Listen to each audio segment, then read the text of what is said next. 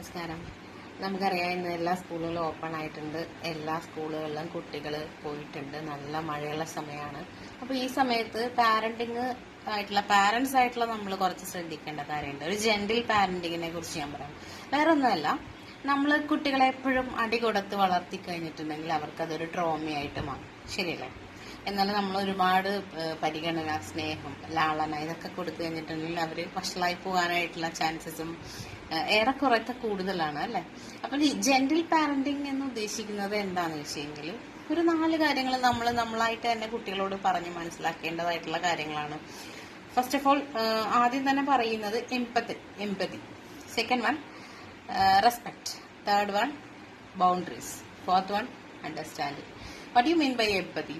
നമ്മൾ എംപത്തറ്റിക് ആയിട്ട് സംസാരിക്കുക എന്നുള്ളത് തന്നെയാണ് ഫസ്റ്റ് ഓഫ് ഓൾ അതിന്റെ മീനിങ്. രണ്ടാമത്തത് റെസ്പെക്ട്.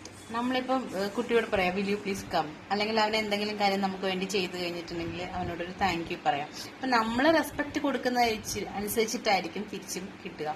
നമ്മൾ കേട്ടിട്ടില്ലേ ഗിവ് ആൻഡ് ടേക്ക് റെസ്പെക്ട് എന്ന്? സെയിം തന്നെയാണ് ഇവിടെ അപ്ലൈ ചെയ്യുന്നത്. തേർഡ് വൺ ആണ് ബൗണ്ടറീസ്. ബൗണ്ടറീസ് എന്ന് ഉദ്ദേശിക്കുന്നത് എവിടെയാണ് നമ്മൾ യെസ് പറയേണ്ടത്, എവിടെയാണ് നമ്മൾ നോ പറയേണ്ടതെന്നുള്ളത് കുട്ടിക്ക് സ്വമേധയാ മനസ്സിലാകുന്ന രീതിയിൽ നമ്മൾ പറഞ്ഞു കൊടുക്കുക എന്നുള്ളതാണ്.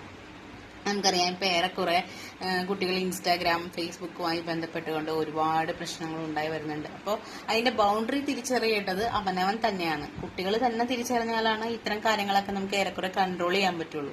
പിന്നെ നമ്മുടെ ബോഡി എന്താണെന്നും നമ്മുടെ ബോഡി അനാട്ടമി എന്താണെന്നും കുട്ടികൾ സ്വയം മനസ്സിലാക്കണം. നമ്മുടെ ബോഡിയിലേക്ക് ഉണ്ടാവുന്ന ഒരു അൺവാണ്ടഡ് ടച്ച് നമ്മൾ സമ്മതിക്കാതെ മറ്റൊരാൾക്ക് നമ്മുടെ ശരീരത്തിലോട്ട് കടന്ന് പിടിക്കാനോ അല്ലെങ്കിൽ കടന്ന് എന്തെങ്കിലും ചെയ്യാനോ സാധിക്കില്ല എന്നുള്ളത് നമ്മൾ സ്വയം മനസ്സിലാക്കിയിരിക്കേണ്ട ഒരു കാര്യമാണ്. Fourth one is understanding.